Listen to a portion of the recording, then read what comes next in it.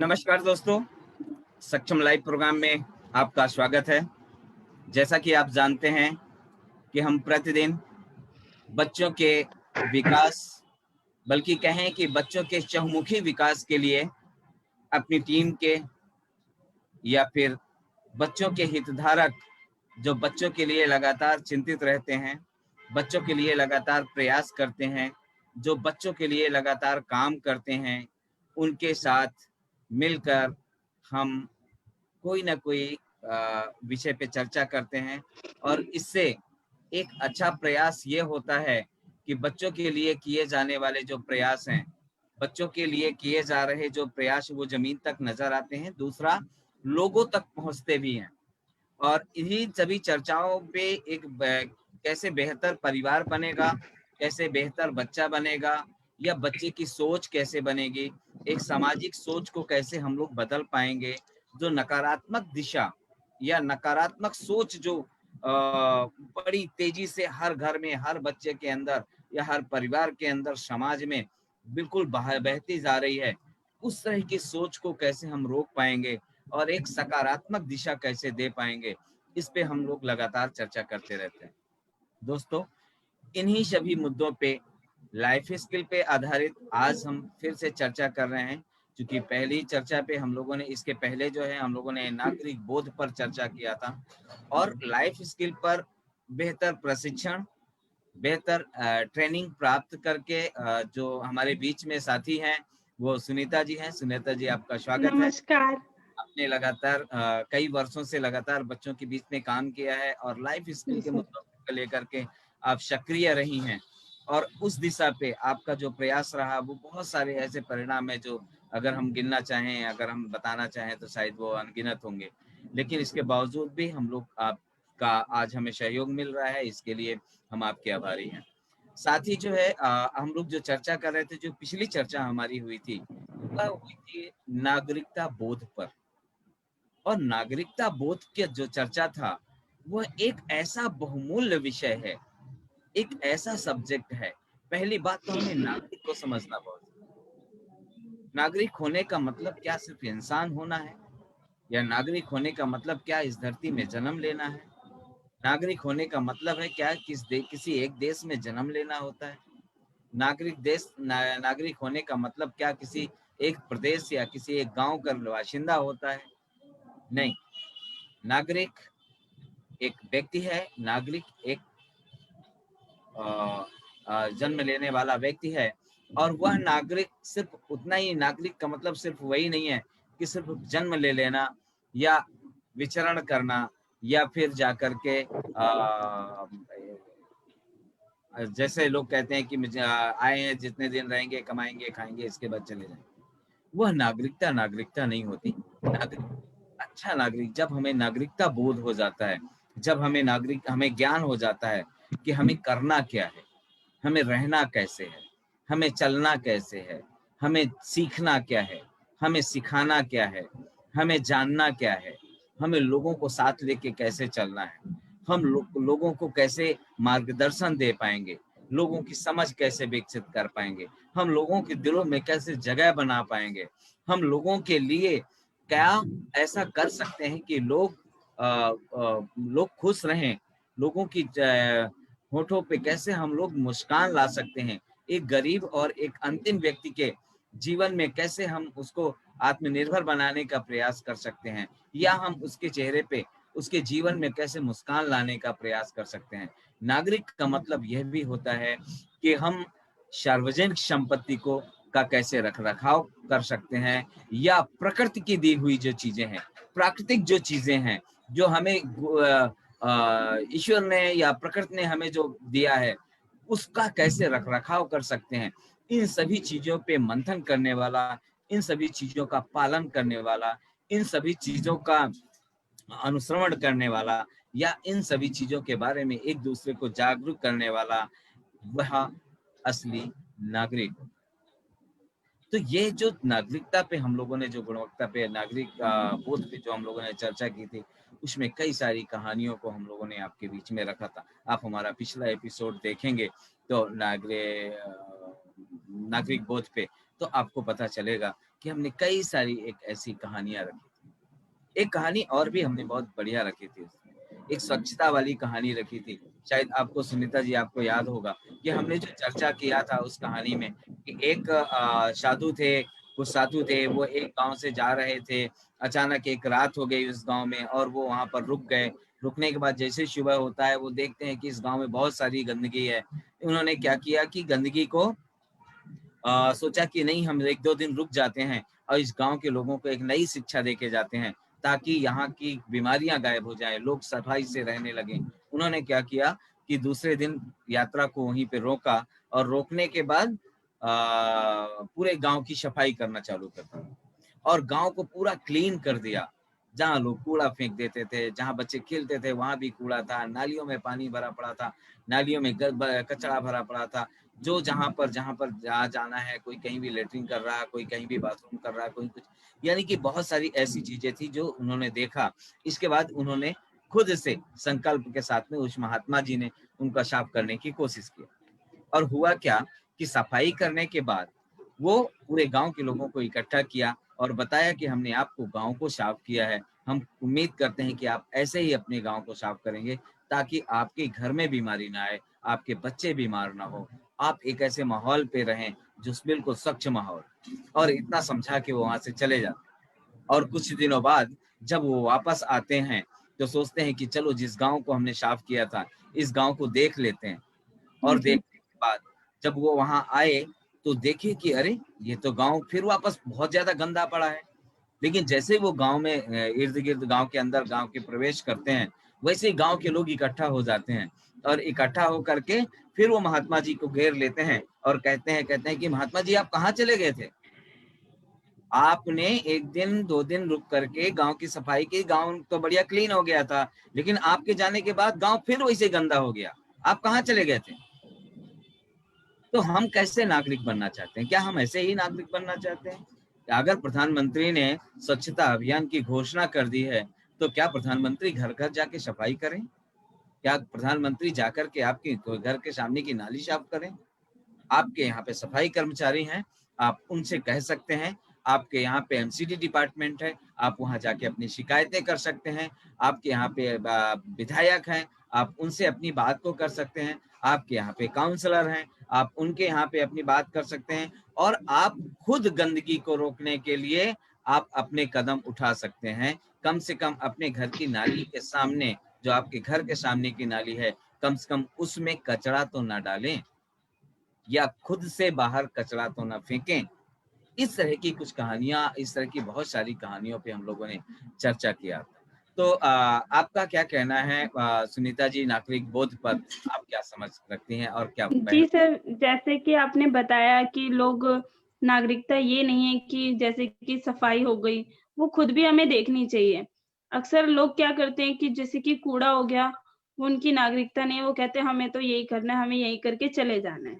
ठीक है? तो नाली में कूड़ा फेंक देना या अदर कुछ ऐसा काम जो प्रगति को भी नुकसान हो, तो अक्सर ऐसा लोग करते हैं। अगर उनको समझाने जाओ तो वो ये कहते हैं कि 4 दिन की ज़िंदगी है, करना क्या है, यही करके चले जाएँगे। उनको समझाते हैं कि कुछ ऐसा करके जाओ कि लोग तुम्हें याद करें, नाम करें, तो कहते हैं करना क्या है, लास्ट में तो मर ही जाना है।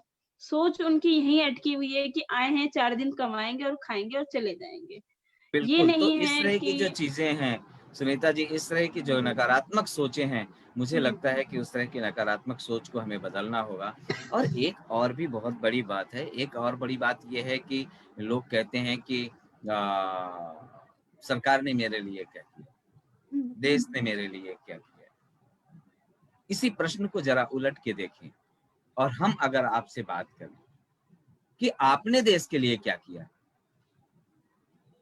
तो फिर अरे आपने आपको इस बात को सोचना होगा।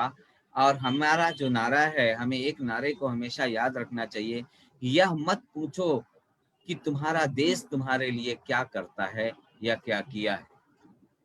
हमें ये नहीं पूछना कि हमारा देश हमारे लिए क्या करता है या क्या किया है, बल्कि हमें ये बोलना है, यह चिल्ला के कहना है, यह बताना है कि हमने देश के लिए क्या किया है और हम देश के लिए क्या करते हैं। जिस दिन यह नागरिक बोध आपके अंदर आ जाएगा तो मैं आपको विश्वास दिलाता हूं कि आप एक अच्छे नागरिक बनेंगे और आपका देश, आपका प्रदेश, आपका गांव, आपका घर, आपका परिवार, ये और आपकी नालियां, आपकी सड़कें बिल्कुल स्वच्छ और साफ सुथरी मिलेंगी। तो हमें क्या करना है, हमने क्या किया है, एक गाना है, इतनी शक्ति हमें देना दाता, मन का विश्वास कम विश्वास करना।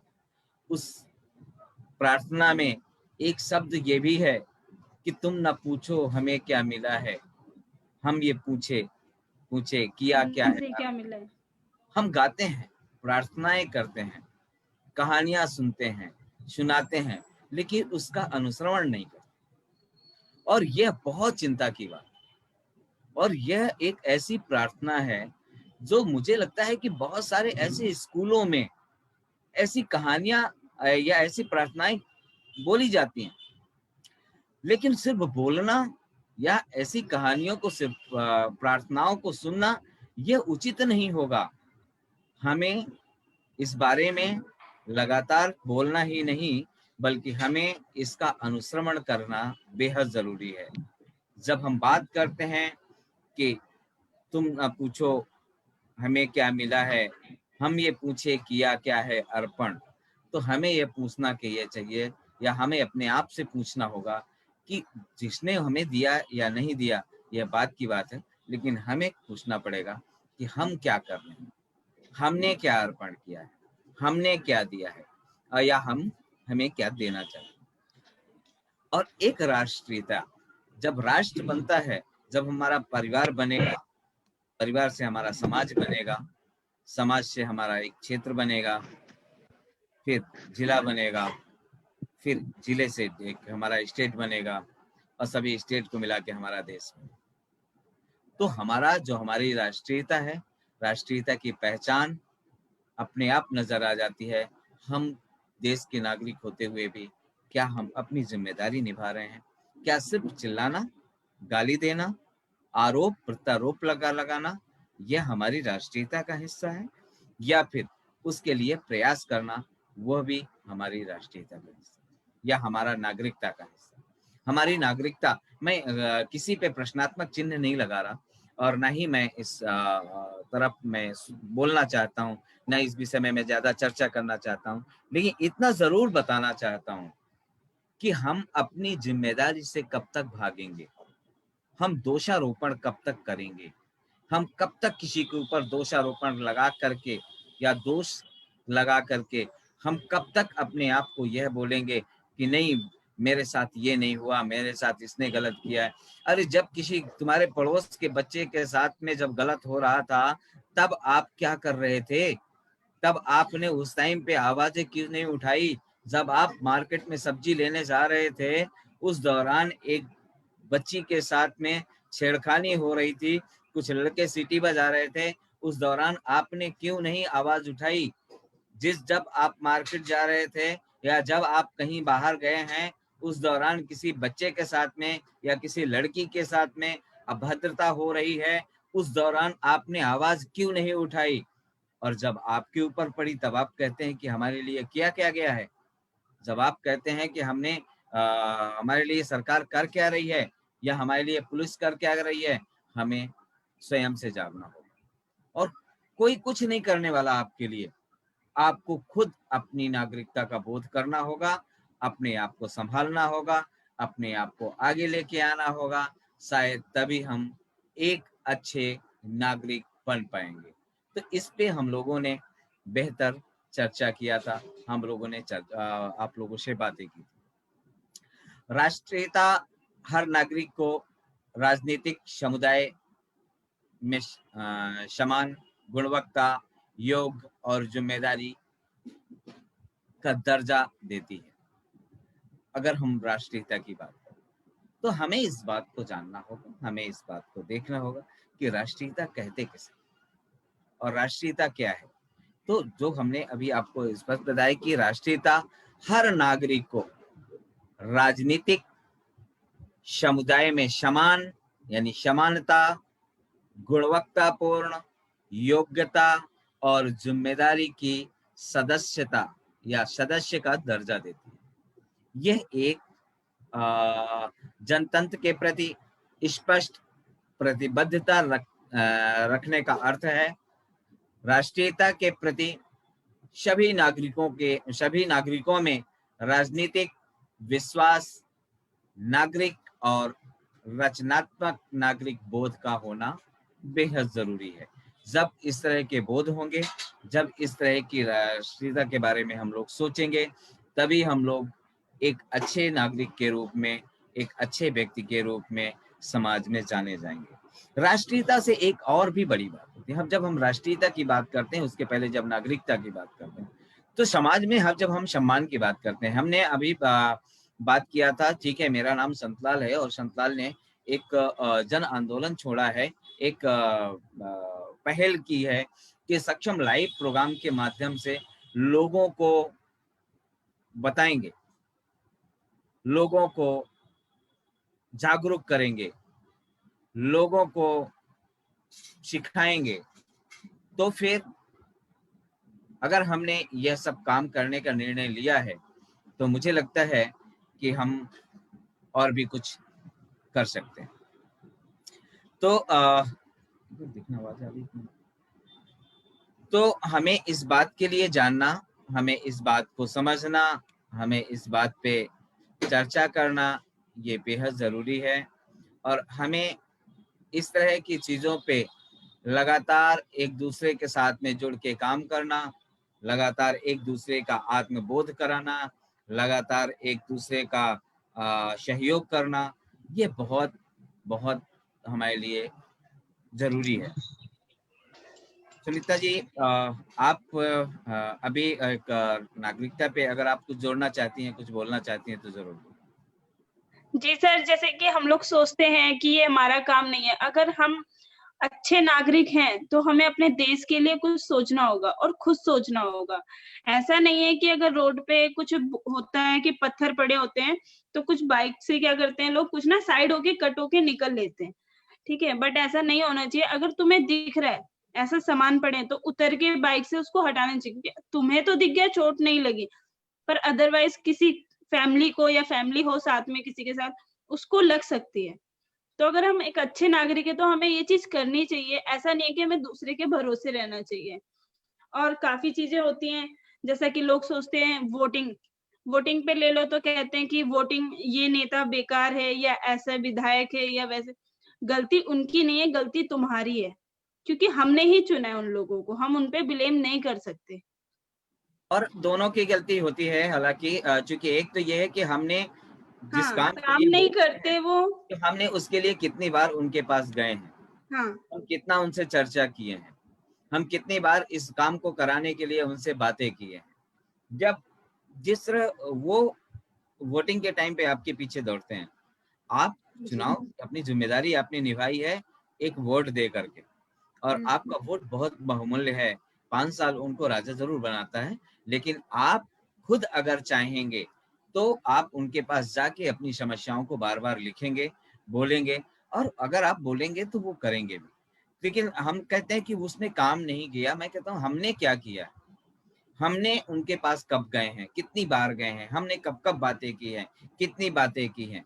कुछ लोग ऐसे होते हैं जो नहीं है करते हैं, लेकिन बहुत सारे ऐसे भी नेता हैं जो बहुत अच्छा वर्क भी कर रहे हैं। तो मुझे लगता है कि हमें, जब हम अपनी चीजों को, और इस समय तो सोशल मीडिया है, आप अच्छा खासा शेयर करते हैं, और आप शेयर कर सकते हैं, ये बहुत अच्छा है कि आप उनके काम को भी आप बोल सकते हैं और अपने काम को भी बता सकते हैं और अपनी मांग। हम आपको अभी बताना चाहेंगे कि सुनीता जी, इस समय मैं अपने शाहबाडेरी क्षेत्र में जितने भी हमारे दर्शक है, मैं उनसे अनुरोध करूंगा कि आप भी थोड़ा सा सरकार को लिखें और बात करें कि जो भी बसें हैं, खासकर बसें, महिलाओं को इस समय बैठाने में पता नहीं क्यों उनको सिरदर्दी हो रही। हाँ जी, बस जो है महिलाओं को बैठालने में बिल्कुल बैठालते ही नहीं है जी। तो हम लोग, और सिर्फ लेडीजों को क्यों नहीं बैठाला जा रहा बस में, यह पूछने वाला सवाल है। और इसकी शिकायत कहाँ की जाए, कैसे की जाए? और अगर नहीं होता तो फिर ये बड़ी काम है, सरकार को इस बारे में ध्यान देना चाहिए। मैं शाहबाद डेयरी से 165 ए, 165, 116, 117 या फिर 106, 107 शाहबाद डेयरी से आने वाली जो बसें हैं, यह बसें जो हैं यह सीधा लेडीजों को उतार देती हैं। साबर डेयरी से क्या सर, कहीं से भी कैसी भी बस हो वो और महिलाओं ये को जो है बिठाती ही वो नहीं है। सिर्फ 4 कहते हैं, सिर्फ 4 लेडीज को ही बैठा लेंगे। ये हाँ कौन जी। सा आदेश पारित हुआ है सरकार का, और क्यों नहीं इसमें ध्यान दिया जा रहा है, और क्यों नहीं हम इसकी शिकायत कर रहे हैं? हमारे पास तक शिकायत आई है, हम आज इसलिए लाइव में बात कर रहे हैं।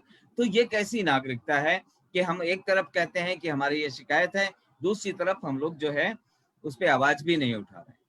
तो मुझे लगता है कि इस तरह की चीजों के लिए सबको एक साथ होना चाहिए। और अगर बस वाले इतनी गलत हरकत कर रहे हैं या फिर पूरी तरह लेडीजों को नजरअंदाज कर रहे हैं, उनको नहीं बैठाल रहे हैं, तो हमें इसके लिए तैयारी करनी पड़ेगी और सरकार के कानों पे तक आवाज पहुंचानी होगी। क्योंकि सिर्फ 4 लेडीज को ही बैठालना, और एक नहीं कई शाबूत है हमारे पास, कई गवाहदार हैं, और हम उनको आज नहीं हम कल लाइव शो में इस तरह के लोगों से चर्चा करेंगे और महिलाओं को अब मौका देंगे कि वो अपनी बात को बोलेंगी, और उस तरह की जो बातें होंगी हम इसमें जो है शासन प्रशासन को भी अवगत कराएंगे। तो कल लाइव में हम लोग जो है सिर्फ दिल्ली की बस सेवा पे हम लोग चर्चा करने वाले हैं, और खासकर उसमें महिलाओं के साथ जो हो रही है, जिस तरह की ज्यादती हो रही है, हम उस पर चर्चा जरूर करेंगे और सीधा महिलाओं से संवाद करेंगे, महिलाओं से बात करेंगे और उस पर आवाज उठाएंगे। हम चाहेंगे कि हमारे जितने भी दर्शक देख रहे हैं वह इस लाइव प्रोग्राम से जो जुड़ना चाहते हैं, कल लाइव प्रोग्राम से जो जुड़ना चाहते हैं, वो हमें हमारा जो व्हाट्सएप नंबर है 9311124880, मैं दोबारा बताना चाहूंगा 9311124880। आप इस पे हमें अपना नंबर सेंड कर सकते हैं, हम आपको लिंक भेजेंगे और आप उस लिंक के माध्यम से आप हमसे जुड़ाव कर सकते हैं, इस लाइव शो में सीधा जुड़ाव कर सकते हैं। अगर आप हमें मेल करना चाहते हैं तो मेल भी हम आपको कर सकते हैं। हमारा मेल आईडी है, आप हमारे मेल आईडी पे लिखें, हम आपको मेल करेंगे 93 वो सक्षम सक्षम। SAKSHAM.del1@gmail.com। मैं दोबारा रिपीट करूंगा SAKSHAM.del1@gmail.com। आप हमें इस पे मेल करें और दिल्ली की परिवहन सेवा पर, बस सेवा पर आप कल हम संवाद करने जा रहे हैं। कल हम इसमें एक अच्छा स्थिति में प्रोग्राम करने जा रहे हैं, बात करने जा रहे हैं। अगर आप इस कार्यक्रम का हिस्सा बनना चाहते हैं, आप हमें व्हाट्सएप करें, हम आपको लिंक शेयर करेंगे और उसमें बात करेंगे। तो दोस्तों हम नागरिकता पे बात करते हैं। आप कुछ सुनीता जी इसके बारे में आप बोल सकती हैं, बता सकती हैं बस के बारे में, क्योंकि आप भी सफर करती हैं। हाँ जी, बिल्कुल सर, मेरे पास ऐसी शिकायतें बहुत आई हैं, क्योंकि मैं जितनी बार भी गई हूँ तो ये हो जाता है कि थोड़ा एक हमारा स्टैंडर्ड भी है आई कार्ड लगा कर जाना, तो हमें तो लोग नहीं बोल सकते बस में, क्योंकि हम तो आई कार्ड लगा के चलते हैं, तो वो ये दिखते हैं कि ये लोग सरकारी हैं या जो भी आई कार्ड लगा हुआ है, तो हमें कुछ नहीं बोलते। बट मैंने अदरवाइज़ देखा है कि जो महिलाएँ काम पे जाती हैं, उनको चढ़ने नहीं दिया जाता, हाथ से रोका जाता है। अगर वो चढ़ भी जाती हैं तो उनको उतार दिया जाता है। कई लोगों को तो धक्का भी मारा है। तो अगर हम उस पे बोलते हैं वहाँ, तो कहते हैं नहीं मैडम जगह ही नहीं है, 20 लोग पूरे हैं तो हम बिठाएँगे ही नहीं। तो ऐसा हुआ है, मेरे पास काफ़ी ऐसी बार लोग आए हैं और और मैंने जबकि उनको जबकि बोला बस भी खाली है। रहती है, हाँ, जो कि बस खाली रहती है, वो बिठाना ही नहीं चाहते हैं। वो कहते हैं कि आगे भी लोग मिलेंगे, हम यहाँ से क्यों बैठा लें, बहुत सारे बहाने करते हैं और इस तरह की शिकायतें आई हैं। तो आज हम लोग, तो ये कैसी नागरिकता है, हम कैसी सरकार ने जो घोषणा की है, सरकार ने जो पहल की है, हम उसका कितना पालन कर पा रहे हैं, और सरकार की भी जिम्मेदारी है कि इस पे विचार करे, इस पे बात करे, तब जाकर के कहीं ना कहीं लोगों को उनका हक और उनका जो अधिकार है वो मिल पाएगा। सिर्फ फ्री कर देना ये ऑप्शन नहीं है, उनके लिए पर्याप्त सेवाएं भी सर जरूरी है। जैसे कि ना फ्री किया है ना, हम लोग चाहते ही नहीं है फ्री करना, क्योंकि कई लेडीज हैं और कई लेडीज क्या पूरी आप ये कहती है कि आप हमसे बेशक से किराया ले लो पर हमें बस में बिठा लो, बैठा तो लो, कहते और नहीं वो नहीं बैठाला जाता है। हाँ ये बहुत बड़ी समस्या है। तो ठीक है सुनीता जी, हम इस पे कल बात करेंगे। हाँ आज हम लोग बात कर रहे थे क्या नागरिक के रूप जी। में हम इसके प्रति संवेदनशील हैं? क्या ये संवेदनशीलता आपको क्या लग रहा है कि लोग वाकई देश के नागरिक के रूप में संवेदनशील नजर आते हैं या नहीं नजर आते आपको? नहीं सर।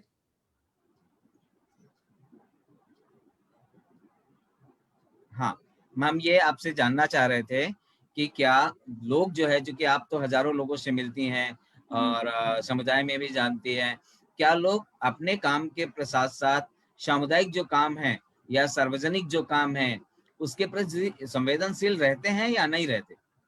नहीं, इतनी उनको सर जानकारी नहीं है, और अगर हम जानकारी देते भी हैं, क्योंकि हमारा काम भी यही है, अगर हम कुछ बोलते हैं तो वो ये कहते हैं कि हम उनके अगेंस्ट कैसे जाके बोलेंगे, उनके सामने कैसे जाके बोलेंगे। जैसे कि अगर किसी विधायक के पास जाना है, तो वो काफ़ी घबराते हैं कि विधायक सुनेंगे या नहीं सुनेंगे, तो ऐसी चीज़ें भी होती हैं। बिल्कुल, तो एक जो नागरिकता का बोध होने के साथ-साथ जो हमारी जो संवेदनशीलता है, उसको समझना बहुत ज़रूरी है और उसमें बहुत सारी चीज़ें हैं। आप रोड से जा रहे हैं, आपके रोड में ही आपकी काँच की बोतल टूटी पड़ी है, आप उसको फेंक नहीं सकते, आप उसे लांघ के निकल जाएँगे। दूसरा व्यक्ति भला ही पीछे से आ जाए, उसको लग जाए, लेकिन वो हम अपनी रिस्पॉन्सिबिलिटी नहीं समझते हैं। इसी तरह अगर कहीं नल खुला है, सार्वजनिक नल है, अगर वो खुला पड़ा है, तो अगर उसको अगर हमें पानी बह रहा है, लेकिन हम अपनी रिस्पॉन्सिबिलिटी नहीं समझते हैं कि हम जा कर के उसको बंद कर दें, हम सीधे वहाँ से निकल जाएँगे। इसी तरह अगर एग्ज़ाम का टाइम है और आपके घर में अगर कोई पार्टी है और बच्चों के एग्ज़ाम का टाइम है, परीक्षा का टाइम है, तो आपको शोर मचाना बेहद बहुत मज़ा आता है कि आप अपना साउंड लगाएँगे, आप शोर मचाएँगे, हल्ला मचाएँगे। लेकिन ये नहीं सोचते कि किसी भी बच्चे का और भी बच्चों का एग्जाम है जो बाजू में रहता है और उसको पढ़ाई करना। इसी तरह अभी नवरात्रा चल रहा है और माता रानी का तीसरा दिन है और इसलिए आपको सबको फिर से तृतीय नवरात्रा की शुभकामनाओं के साथ में हम इस बात को ज़रूर बताते हैं कि आप साउंड बक्स से, हम आपको मना नहीं करेंगे, आपने परमिशन लिया होगा सरकार से, प्रशासन से, लेकिन अगर आपने परमिशन लिया भी है, तो आप इतना बजाएँ जितना कि उचित हो। आप इतना तेज़ मत बजाएँ जिससे और किसी को दिक्कत हो। इसी तरह हर चीज़ में हो, चाहे वो हम किसी एक धर्म की बात नहीं कर रहे हैं, हम किसी एक समुदाय सर की 1 बात, मिनट डिस्टर्ब करना हम चाहूँगी। सबकी बात कर रहे हैं कि चाहे वो मंदिर हो या मस्जिद हो या गुरुद्वारा हो, हम हर किसी की सम्मान करना चाहिए और हमें उसके साथ-साथ हम अपने धर्म के साथ-साथ सबसे पहले हमें लोगों के, हो सकता है आपके पड़ोस का कोई व्यक्ति बीमार पड़ा हो, उसको उसके सर में इतना दर्द हो कि वो उस आवाज़ को ना सहन कर पाए। इसलिए बेहद ज़रूरी है कि आप उसका भी ध्यान रखें और इतना बजाएँ जितनी आवश्यकता है, या कुछ देर बजा के आप उसको बंद कर दें। लेकिन उत्सव को आप ऐसा मत बना दें कि वो उत्सव ना रहे। आप कुछ कह रही थी सुनीता जी? हाँ जी सर, वो केस का फ़ोन आ रहा था बार-बार, मैंने कहा अर्जेंट ना हो इसलिए एक बार कॉल कर लेते हैं। ठीक है, तो आप जब तक कॉल कर सकती हैं, इसके बाद दोबारा हम लोग बात हाँ करेंगे। जी, मैं कंटिन्यू करती तो हूँ। हम लोग जो है चूँकि हम लोग रात-दिन सुनीता जी का एक अर्जेंट ये है कि रात में भी हमारे पास बहुत सारे केस आते हैं जो गंभीर परिस्थिति में लोग होते हैं और वो हमें फ़ोन करते हैं, हमसे मदद चाहते हैं और हमारी टीम 24 घंटे, चाहे वो रात हो या दिन, हमेशा सक्रिय रहते हैं इस मामले के लिए, लोगों की सेवा के लिए। तो इस आधार पे हम लोग ये देख रहे थे कि उनका फ़ोन आया, इसलिए उनको यहाँ पे अभी लाइव से जाना पड़ा है। लेकिन वो अभी वापस फिर आएँगे और फिर हमें कार्यक्रम से जुड़ेंगी, तब तक हम लोग बात करें। तो हम लोग दूसरी बात हम लोग ये कर रहे थे कि हमारा जो बाकी अगला जो हमारा ये है कि हम लोग जो है देखते हैं कि अगर हमारे जो है किसी लड़की पे या किसी बच्चे के साथ में अगर कुछ गलत हो रहा है, तो हम क्या करते हैं कि हम वहाँ से चुपचाप किनारा कर लेते हैं। मुझे लगता है कि यह उचित नहीं है और हमें ऐसा नहीं करना चाहिए। हमें किनारा नहीं करना चाहिए, बल्कि जो है हमें उस तरह के लोगों के साथ में मदद करना बेहद ज़रूरी है। उस समय उस तरह के बच्चों को मदद देना बेहद ज़रूरी है। हमारे पास बहुत सारे लोगों ने मैसेज किया है और उन्होंने लिखा है। उनका बहुत-बहुत धन्यवाद जो लाइव से जुड़े करके अभी प्रोग्राम को देख रहे हैं, और आपका जो सुझाव है, आपका जो अनुरोध है वो हम लोग पढ़ रहे हैं, देख रहे हैं, और साथ-साथ आपसे अनुरोध करते हैं कि आप जब भी कमेंट्स है वो करते रहें।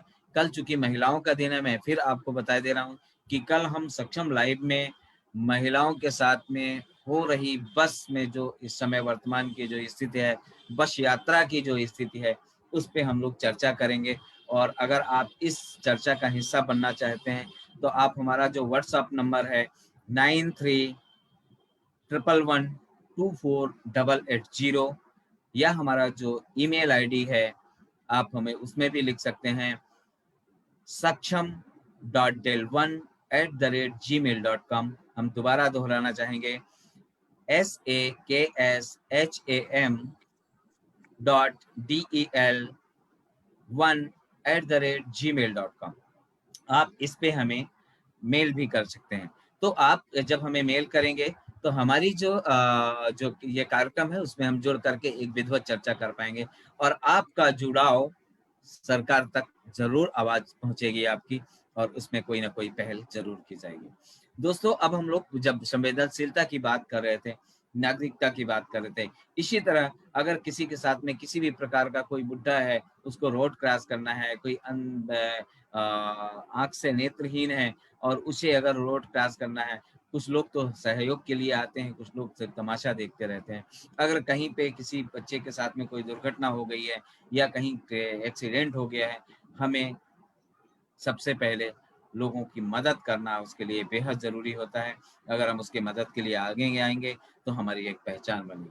और सरकार ने भी बहुत अच्छा, मैं सरकार से भी निवेदन करूँगा कि बाल हित में उठाए जा रहे हैं सार्वजनिक कदम, जो भी व्यक्ति बाल हित में कदम उठा रहा है, जो भी व्यक्ति बाल हित के लिए आगे आ रहा है, जो भी व्यक्ति सहयोग के लिए, किसी बच्चे के साथ में अपहरण हो रहा है, किसी की छेड़खानी हो रही है, किसी का को अपहरण करने का प्रयास किया जा रहा है या रेप करने का प्रयास किया जा रहा है, और अगर कोई व्यक्ति उसमें मदद करता है, सहयोग करता है, तो ऐसे व्यक्ति को सम्मानित करने का एक जिम्मा लेना चाहिए सरकार को। और अगर ऐसा कुछ होता है, तो मुझे लगता है कि इसमें अचानक बढ़ोतरी होगी, लोगों की भागीदारी बढ़ेगी और इस तरह के केस रुकेंगे। सम्मानित करना ऐसे लोगों को बेहद ज़रूरी है। और उसी के साथ-साथ हम लोग बात कर रहे थे, अगर आदतों को बदलने का वक़्त अगर लगता है, मुझे मालूम है कि अगर आदतों को बदलने में वक़्त लगता है, तो आइए क्यों ना नागरिक व्यवहारों के विकास की शुरुआत बचपन से ही करें। ये एक बहुत बड़ी बात है कि अगर आपको लगता है कि हमें आदतों को बदलने में वक़्त लगेगा, हम अपना नहीं या अपनी पूरी आदतें नहीं बदल पाएँगे, तो क्यों ना हम इसकी शुरुआत बचपन से करें।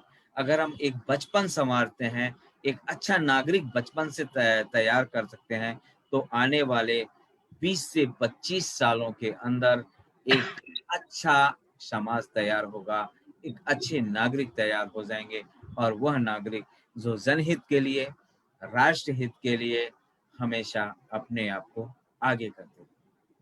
तो दोस्तों, इस संबंध में अगर आपका किसी भी प्रकार का सुझाव है, तो आप हमें ज़रूर लिखें, चूँकि आप सुझाव हमें प्रोत्साहित करता है, आपका मार्गदर्शन हमें आगे बढ़ने का मौका देता है, आपका सहयोग या आपके कमेंट्स जो हमें मिलते हैं, उसमें हमें बहुत ताकत मिलती है, हमारी पूरी टीम को मौका मिलता है।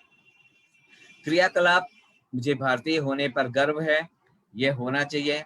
जब क्रिकेट में हमारे देश का खिलाड़ी बेहतर प्रदर्शन करते हैं, तब आपको कैसा लगता है? अब आप अंदाज़ा लगा सकते हैं।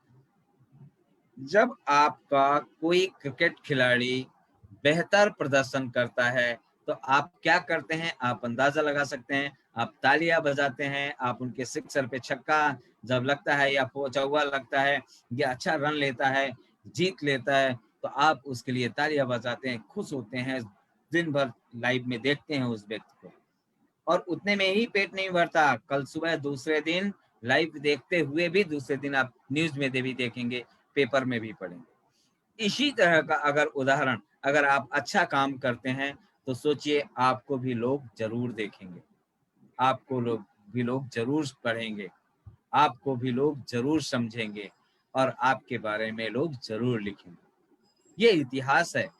सक्षम लाइव में आने वाले एक एक व्यक्ति को लोग देखें या ना देखें, कुछ लोग ही सही देखें, लेकिन ये रिकॉर्ड है कि जब भी कभी सक्षम का इतिहास खंगाला जाएगा तो यहाँ पे इस लाइव को चलाने वाले से लेकर के इस लाइव में भाग लेने वाले हर एक व्यक्ति का इतिहास लिखा जाएगा।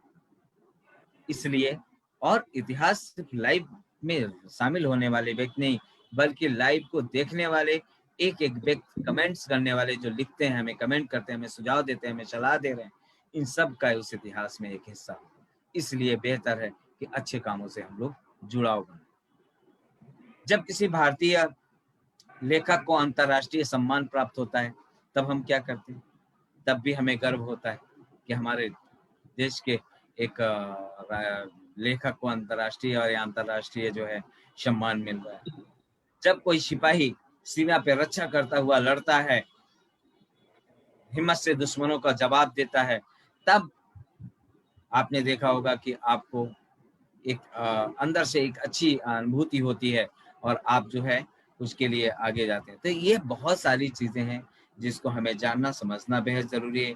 इसी तरह जब गांव के लोग टेलीविजन देखते हुए मिलते हैं तब आप अपने आप को कैसा महसूस करते हैं, और जब आपके आस पड़ोस के लोग ताश खेलते हुए आपको ग्राउंड में या रोड के किनारे या आपके पार्क में आपको जब ताश खेलते हुए मिलते हैं तब आपको कैसा लगता है?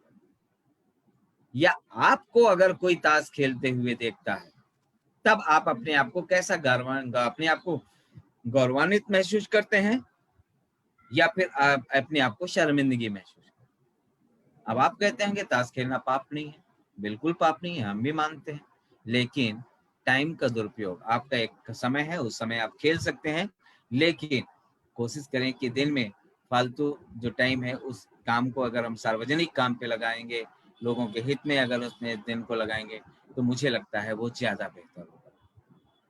एक भिखारी को देखते हैं तो आप कैसा अनुभव करते हैं? ये भी एक सोचने का विषय। आप क्या अनुभव कर सकते हैं? क्या एक फौजी के बराबर तुलना करेंगे? जब खुशी आपको होती है, जो खुशी आप एक फौज में जो व्यक्ति जो लड़ाई लड़ रहा है सीमा पे, बॉर्डर में, उसको देख करके आपको खुशी होती है, या फिर आपको एक भिखारी को देख के आप क्या खुशी महसूस करते हैं? इसी तरह जब कोई क्रिकेटर आप खेलता है, अच्छे रन बनाता है, उसको देख के आपको कैसी खुशी मिलती है, या आप एक भिखारी को जब रोड में आप भीख मांगते हुए देखते हैं तो आपको क्या खुशी मिलती है? कचरे से भरी हुई कोई जगह, आपका आस पड़ोस है, आपके घर दरवाजे की नाली है, आपके पार्क है, आपके यहाँ क्या कूड़ा घर है जिसको साफ नहीं किया जाता, इस तरह की जगह जब होती हैं, उस तरह की जगहों को आप देखते हैं तो आप कैसे अपने आप को गौरवान्वित महसूस करते हैं, कैसे आपको देखते हैं? आपको इस सभी चीजों पे विचार करना एक नागरिक का, देश के एक अच्छे नागरिक का कर्तव्य बनता है, और मुझे लगता है उसको विचार करना चाहिए। एक अच्छा अपने स्कूल को देख के आप क्या महसूस करते हैं, कैसा स्कूल होना चाहिए, आप उसमें कैसे सपने देखते हैं, उस सपने को साकार करने के लिए आपके क्या प्रयास हो रहे हैं, उसको लगातार करना बेहद जरूरी होता है। और ये हमारे आप सबके लिए इस तरह की चीजें नए विचारों के साथ में हमें देखना, जानना, समझना बेहद जरूरी होता है। नए पर्यावरण का जो हम उन्हें जो है पर्यावरण का योद्धा समझेंगे या योद्धा समझते हैं, जो व्यक्ति जो है पर्यावरण के लिए लड़ते हैं, पर्यावरण के लिए काम करते हैं, जो देश के लिए काम करते हैं, और इस तरह के लिए हमें अपने स्तर को जानना जरूरी होता है। हमें क्या जिम्मेदारी मिली है, हम एक देश के नागरिक हैं, हमें जिम्मेदारी क्या मिली है, हमें यह भी जानना बेहद ज़रूरी होता है। हमें इस तरह की चीज़ों को समझना बेहद ज़रूरी होता है, और हमें इस तरह की चीज़ों पे अमल करना बेहद जरूरी होता है। हमें सुनीता जी कुछ बोलना चाहेंगी आप? हाँ जी सर, जैसे कि आपने कहा कि हमें नागरिक होने पे कितना गर्व या कैसा लगना चाहिए। मैं अपना एक एक्सपीरियंस बताऊंगी। जैसे कि हम ये मेट्रो है जो मेट्रो लाइन पे जो बच्चे खड़े रहते हैं छोटे-छोटे, वो जब मेरे पास कई बार 1-2 बार बच्चे आए हैं भीख माँगने के लिए, तो इतना बुरा लगता है कि लो मतलब एक चल रहा है, मोदी जी कह रहे हैं बेटी बचाओ, बेटी पढ़ाओ, पर कुछ बेटियाँ तो रोड पे भीख माँग रही हैं, वो कैसे पढ़ेंगी? और कुछ लोग कार वाले होते हैं जो थोड़े हाई लेवल के लोग हैं, वो उनसे ऐसे ट्रीट करते हैं जैसे कि वो इंसान ही नहीं है। तो ऐसा नहीं है कि तुम पैदा होते ही या तुम बड़े होते ही तुम पैसे वाले हो गए हो। कहीं न कहीं तुम्हारे पेरेंट्स कभी गरीब रहे होंगे, उस सिचुएशन से गए होंगे। तो ऐसा नहीं है कि तुम्हारे फैमिली मेंबर ने बैकग्राउंड अच्छा कर दिया, पैसा काफ़ी कमा के रख दिया, तो तुम उन पे घमंड कर रहे हो। उन बच्चों को भी हमें देखना चाहिए। ऐसा नहीं है उनको धुतकार दिया या बोल दिया कि जाओ यहाँ से, या तो कुछ गलत लैंग्वेज का यूज़ करते हैं कुछ लोग। वो चीज़ मुझे बहुत उस दिन खली थी क्योंकि मेरे सामने एक बच्चे को धक्का दिया गया था। तो मैंने उठाया भी था, उससे पूछा भी था। तो उसके घर गई थी मैं, उसकी मम्मी से मिली, मैंने कहा आप बच्चे को क्यों भेजते हो भीख माँगने के लिए? वो रोडों पे जो मेट्रो के नीचे जो टेंट लगा के बैठे रहते हैं, वहीं पे था। तो वो कहते हैं कि मैम क्या करें? कहाँ से लाएँ कमाने खाने के लिए पैसे नहीं है, कहाँ से क्या करें? तो मैंने कहा आप बच्चे को स्कूल पढ़ाओ, कहते कैसे पढ़ाएँ? तो हमने कुछ दिन उन बच्चों को जाकर पढ़ाया भी था, सक्षम की तरफ से। तो वो बच्चे पढ़ भी रहे थे और स्कूल में भी उनका एडमिशन कराया था। बट कुछ दिन बाद उनके घरवाले फिर प्लान कर गए यहाँ से, वो चले गए। अब ये होता है इन लोगों का कभी 10 दिन यहाँ, कभी 10 दिन वहाँ। तो ऐसे बच्चों की भी ज़िंदगी खराब हो रही है। तो हमें ये ज़िम्मेवारी भी लेनी पड़ेगी, ये हमारा ज़िम्मेदारी है कि अगर बच्चे को हमने पैदा किया है तो उसको पढ़ाना-लिखाना भी हमारी ज़िम्मेदारी है। ऐसा नहीं है कि हम उस पे थोप दें कि तुम पैसा नहीं है, कमाना नहीं। तो ये चीज़ हमें सोचनी होगी ना कि हम इतनी मतलब अगर मान लो किसी फैमिली में ले लेते हैं 5 से 6 बच्चे हैं, तो सिर्फ़ कमाना खाने का ही उनका ये ऐम रहता है कि मतलब कमाना खाना है। तो इतने बेबीज़ किस लिए? 1 या 2 सिर्फ़ हम उनको अच्छी एजुकेशन, उनको अच्छी लाइफ़ देंगे ना। ज़रूरी तो नहीं है अगर हम 5 बेबी लेते हैं तो 5 बेबी को भी हम ढंग से और इनमें बच्चों की क्या गलती होती है? वो छोटी उम्र में वो कमाना, खिलाना, कूड़े-बिनना, ये चीज़ देखकर बहुत बुरा लगता है सर। तो ये मेरा एक्सपीरियंस था।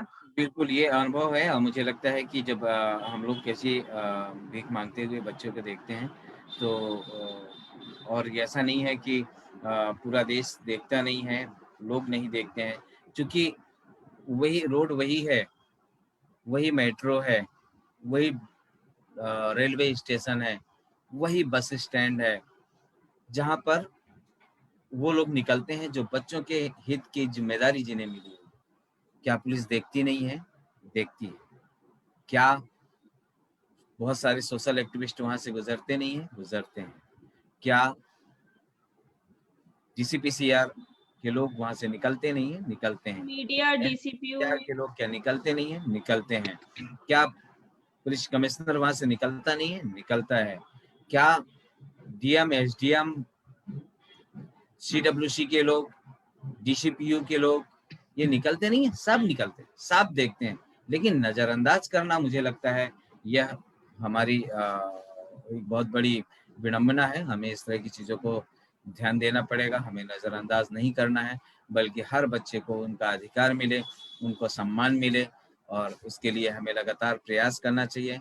सभ्य समाज की अगर हम लोग अगर तुलना करते हैं, तो उसमें देखेंगे आत्म प्रतिबद्धता और अंतर्निर्भरता दोनों होना बहुत ज़रूरी है। तो सबसे पहली बात ये है कि हमें आत्म प्रतिबद्धता होना बेहद ज़रूरी है और जब हम अपने आत्मनिर्भर बनेंगे, आत्मनिर्भरता प्रतिबद्धता हमारे अपने वचन के लिए तैयार रहेंगे, हम अपने मूल्यों को पहचानेंगे, हम अपनी ज़िम्मेदारी को जानेंगे, हम अपनी नागरिकता को समझेंगे, हम अपने काम को समझेंगे, अपनी ज़िम्मेदारी का एहसास करेंगे, तो आत्मनिर्भरता वो अपने आप निकल के सामने आ जाएगी और हम लगातार इस तरह की चीज़ों पे के लिए हम लोग अगली बार भी चर्चा करेंगे। लेकिन हम फिर आपको बताना चाहेंगे कि कल दिल्ली बस सेवा पर हम लोग चर्चा करने वाले हैं और हम पूरी दिल्ली के लोगों को फिर से निमंत्रण देते हैं कि अगर आप हमें साथ में इस लाइव प्रोग्राम पे दिल्ली की बस सेवा पे अगर आप जुड़ना चाहते हैं तो आप हमारा जो मेल आईडी है saksham.del1@gmail.com, हम दोबारा दोहराना चाहेंगे saksham.del1@gmail.com। आप इस पे हमें मेल कर सकते हैं जुड़ने के लिए, कल के कार्यक्रम के लिए हम आपको लिंक शेयर करेंगे। साथ ही जो है अगर आप हमें मेल नहीं कर सकते हैं तो आप हमें व्हाट्सएप कर सकते हैं। हमारा व्हाट्सएप नंबर है 9311248880।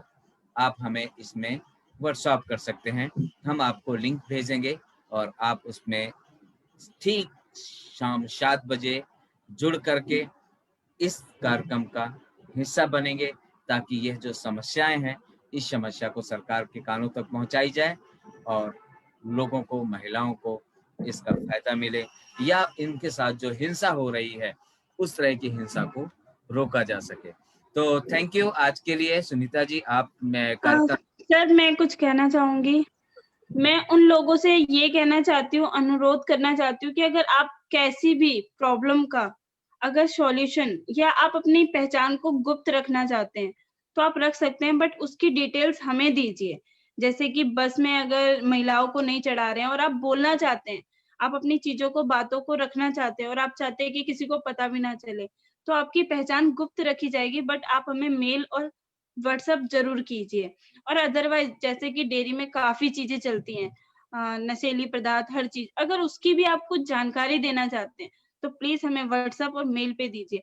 अगर आप अपनी पहचान गुप्त रखेंगे तो हम पक्का आपकी पहचान को गुप्त रखेंगे, ऐसा नहीं हम किसी को बताएंगे, क्योंकि टीनेजर इसमें बहुत ज्यादा फंस रहे हैं, काफी चीजें हो रही हैं, तो वो हमारा लेवल बहुत नीचे जा रहा है, क्योंकि नागरिकता एक ऐसी चीज है जो हमें सपोर्ट करनी चाहिए, हमें इस चीज को बताना चाहिए। ऐसा नहीं कि ये मेरा काम नहीं है या मैं इसमें क्यों फंसूं, ऐसा नहीं है।